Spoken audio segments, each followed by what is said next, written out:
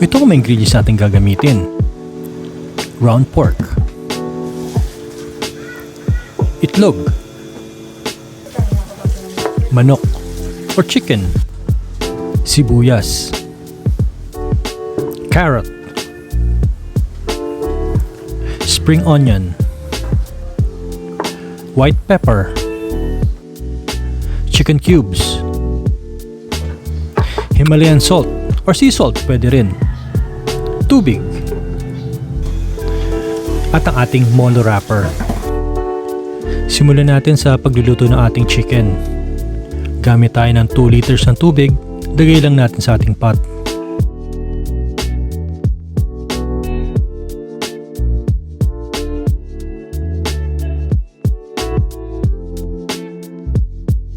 Then ilagay na natin yung ating chicken.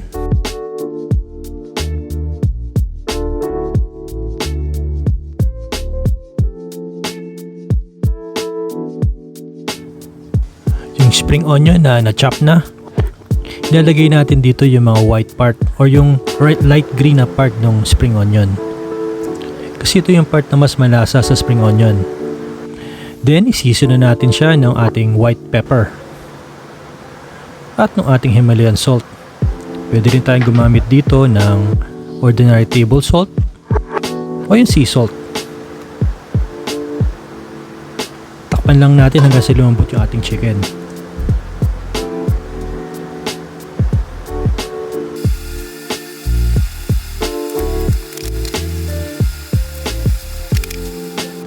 Once kumukulo na yung ating chicken at may makita tayo na scum dun sa gilid ng ating pot, tatanggalin natin siya.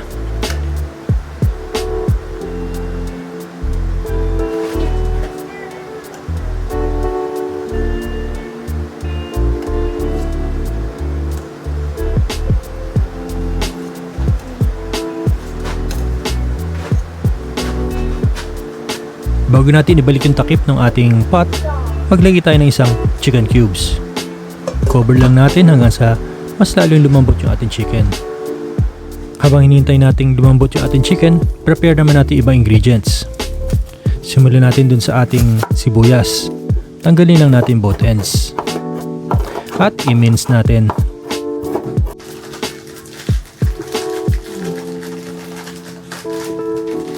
Yung carrots, cut lang natin in half. Yung kalahati lang gagamitin natin.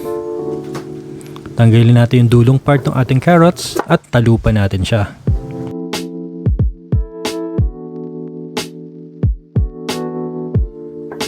Pagkatapos natin matalupan, i-mince din natin itong ating carrots.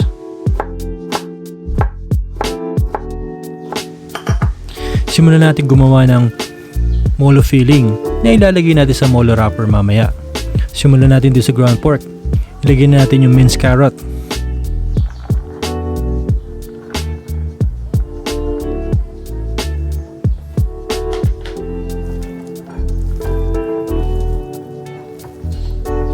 After ng carrots, ilagay naman natin yung ating sibuyas na mince natin kanina. Tapos konti ng spring onion. Kasi ilalagay pa natin mamaya ito sa mismong soup at pang garnish mamaya. Mix muna natin sandali yung ating mga ingredients. Season na natin siya with white pepper. 1 teaspoon ng white pepper.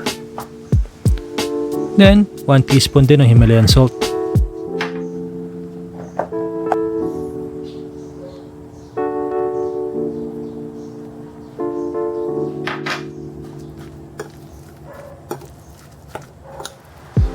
Then ilagay na natin isang pirasong egg at haluin natin. Mix natin hanggang sa lahat ng ating meat o lahat ng ating ingredients ay makover ng egg. Tapos assemble na natin yung molo. Dito sa molo wrapper, ilagay na natin yung filling niya.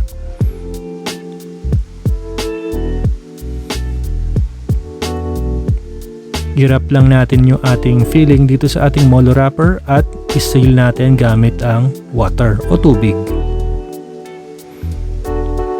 Ganyan ang forma ng molo natin. Parang sombrero ng nurse.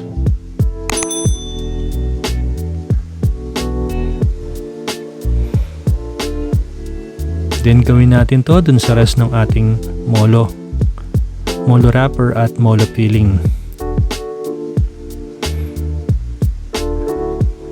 Ito na yung nagawa natin na molo. Kalahating pack to ng molo wrapper na ginamit natin. Ganito siya karami, isang plato. So enough na to dun sa ating 1 pot ng broth or chicken broth.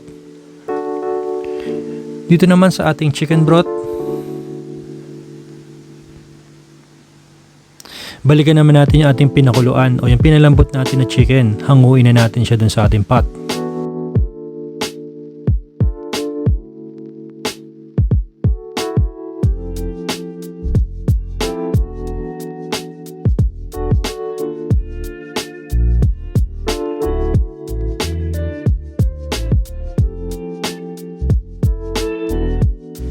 Pagkatapos natin matanggal dito sa ating pot ng chicken, medyo palamigin natin at i-shred natin siya.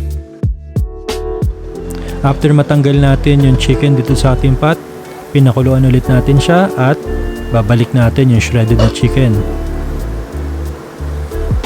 Pwede natin ilagay yung, kung may buto-buto pa yung chicken, pwede rin natin ibalik para mas lumasa pa itong ating broth.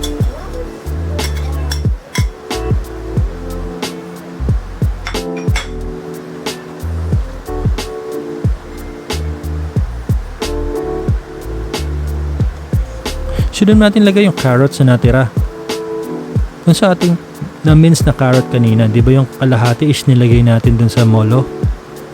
Ngayon, lagay naman natin dito sa ating soup. Tapos kalahati nung natira dun sa ating spring onion, ilagay din natin dun sa soup. O dito sa ating broth.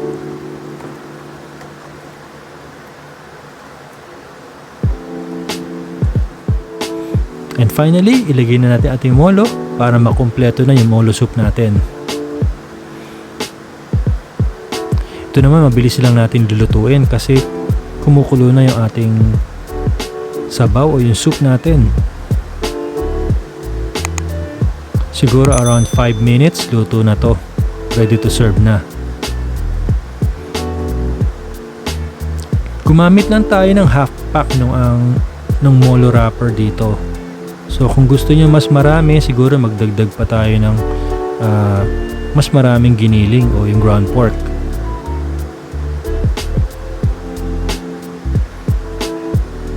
Pwede rin nga pala to sa ground chicken.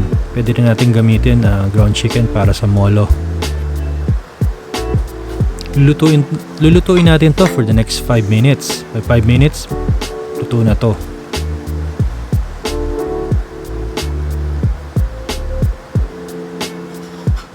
After 5 minutes, ganito na itsura ng ating molo soup. Mukhang masarap na. Lagay na natin dito sa ating bowl at ready to serve at ready to eat na siya.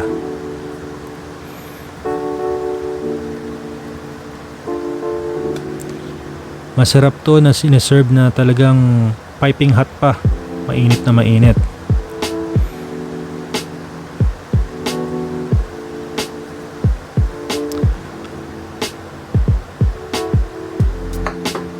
Bago natin serve yung ating molo soup, huwag po kalimutang mag-subscribe sa ating channel. At huwag kalimutan i-click yung notification bell para updated ka sa latest uploads.